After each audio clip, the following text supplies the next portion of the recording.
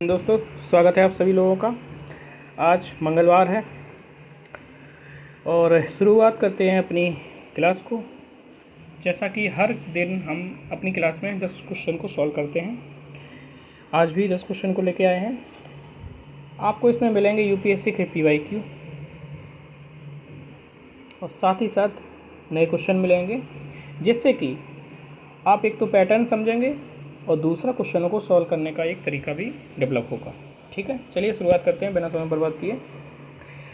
हर छोटा बदलाव बड़ी कामयाबी का हिस्सा होता है। ठीक है, ये आपको भी लग रहा होगा कि 10 क्वेश्चन से क्या होगा, लेकिन सच मानिए, जब आप लगातार एक साल 10 क्वेश्चन को सॉल्व करते रहेंगे और उसी हिसाब से अपने आप की पढ़ाई करते रहेंगे, तो प्रीलिम्स का जो चिंता है, भय है ना, वही समाप्त हो जाएगा, जो कि हिंदी माध्यम को परेशान किए हुए है। देखिए, पहला क्वेश्चन देखते हैं, पॉलिटी के क्वेश्चन है। भारतीय संविधान के तहत धन का संकेंद्रण किसका उल्लंघन करता है? ठीक है, सेंट्रलाइजेशन ऑफ मनी। ठीक है ना, धन को एक जगह इकट्ठा करना मतलब संकेंद्रण। समानता का अधिकार, राज्य के नीति निर्देशक सिद्धांत जो है, स्वतंत्रता का अधिकार, कल्याण की अवधारणा। आप वीडियो को पॉज करिए, फिर ऑप्शन दीजिए। ठीक है ना, इसी प्रकार से आपको सॉल्व करना है और साथ ही साथ आपने जितने भी सॉल्व कर पाए हों कमेंट सेक्शन में ज़रूर बताइए और क्लास पसंद आए तो लाइक करें। इसका ऑप्शन हो जाएगा आपका बी। कैसे हो जाएगा? देखिए, आर्टिकल 39 बी और सी इस बात पर जोर देता है कि राज्य प्रयास करेगा कि धन का केंद्रीकरण ना हो, धन को समान रूप से वितरित किया जाए सभी वंचित तबकों में।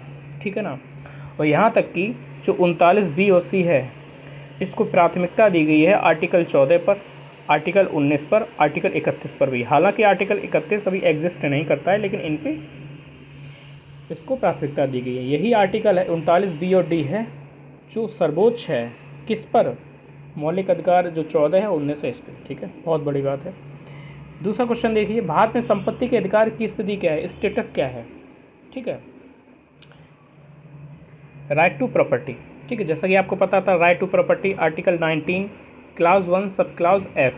ठीक है, और आर्टिकल 31 इसमें संपत्ति के अधिकार को एक संवैधानिक अधिकार के रूप में घोषित किया गया था। ठीक है, क्योंकि उस समय बहुत सारी रियासतें थीं, उनकी संपत्ति को सुरक्षित करना था, इसलिए क्लाउज इसमें डाल दिया गया था। अब बताइए अभी स्टेटस क्या है?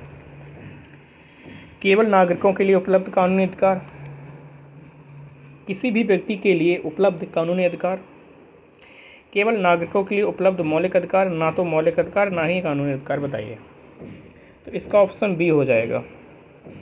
केवल नागरिकों के लिए नहीं है, जितने भी हैं नागरिक और गैर नागरिक सभी के लिए उपलब्ध कानूनी अधिकार है।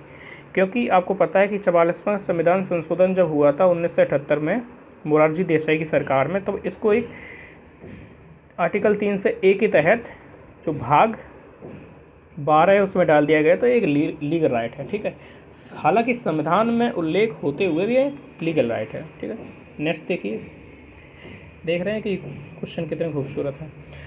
तीसरा देखिए, 26 जनवरी 1950 को भारत की वास्तविक संवैधानिक स्थिति क्या थी? 26 जनवरी 1950 की, एक लोकतांत्रिक गणराज्य की, एक संप्रभु लोकतांत्रिक गणराज्य की, एक संप्रभु धर्मनिरपेक्ष लोकतांत्रिक गणराज्य की, एक संप्रभु समाजवादी धर्मनिरपेक्ष लोकतांत्रिक गणराज्य की। बताइए, उसका ऑप्शन भी हो जाएगा, सोवरेन डेमोक्रेटिक रिपब्लिक था उस समय। ठीक है, हालांकि जब इंदिरा गांधी ने 42 में संविधान संशोधन कर दिया था, 3 शब्द प्रीएम्बल में जोड़ दिए थे, तो उसमें उन्होंने एक जोड़ दिया था सोशलिस्ट, यहाँ पे एस सोशलिस्ट, और डेमोक्रेटिक से पहले यहाँ पे एक और एस यानी कि सेकुलर, ये जोड़ दिया था। इंटीग्रिटी बाद में जोड़ा गया, मतलब जोड़ा तो उसी समय गया, लेकिन संविधान की जो प्रस्तावना है उसके बाद के भाग में जोड़ा गया, तो उस समय ये था। ठीक है, सॉरी। संवैधानिक सरकार का अर्थ क्या है?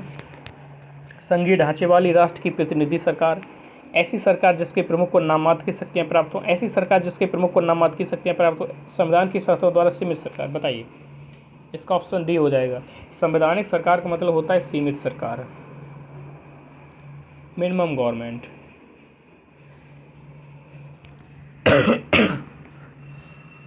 नेक्स्ट देखिए, 5वां, भारत रत्न और पद्म पुरस्कार भारतीय संविधान के अनुच्छेद 18(1) के तहत उपाधियां हैं।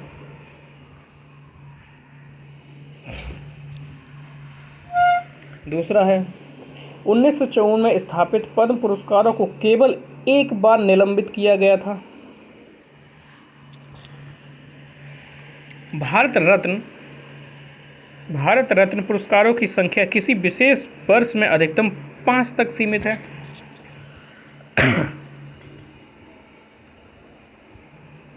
ऐसा नहीं, देखिए ये 5 तो अभी 2024 में दिए गए, 5 लोगों को दिए गए हैं। किन किन को दिया गया क्या आप बता सकते हैं? कमेंट सेक्शन बताइए, खुला हुआ है। तो ये ज़रूरी नहीं है कि 5 ही तक, इससे ज़्यादा भी दिया जा सकता है। तीसरा गलत, पहला गलत इसलिए हो जाएगा कि इसका उल्लेख 18(1) में नहीं किया गया है और वर्ष 1954 में स्थापित पद्म पुरस्कारों को केवल एक बार निलंबित किया गया था। ये भी गलत है, आपका ऑप्शन डी हो जाएगा। इस तरह का क्वेश्चन ना ज़्यादा टफ हो जाता है, क्योंकि बहुत गहरी नॉलेज होनी चाहिए इसमें, तभी सही होगा, नहीं तो गलत हो जाएगा आपका। 6वां क्वेश्चन देखिए,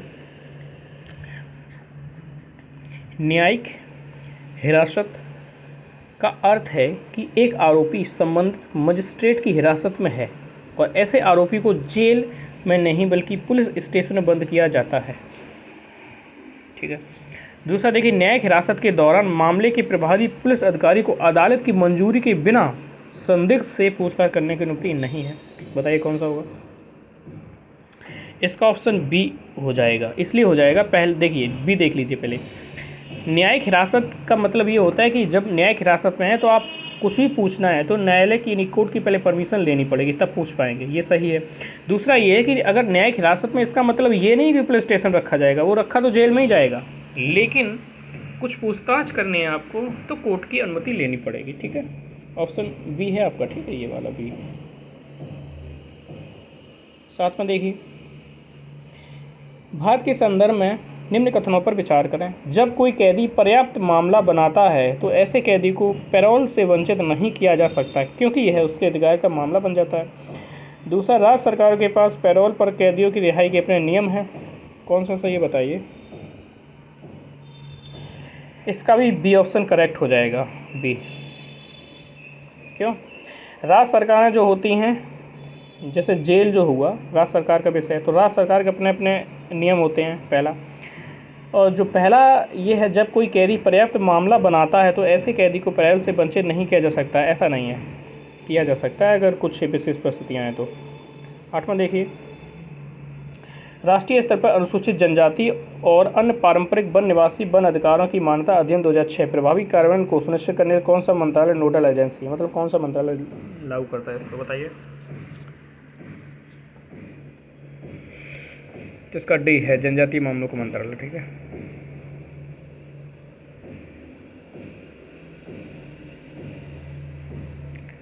नेक्स्ट देखिए, ऐसा कानून जो कार्यकारी या प्रशासनिक प्राधिकरण को कानून के आवेदन के मामले में नियंत्रित और अनियंत्रित विवेकाधीन शक्ति प्रदान करता है, भारत के संविधान में निम्नलिखित अनुच्छेदों में किसका उल्लंघन करता है?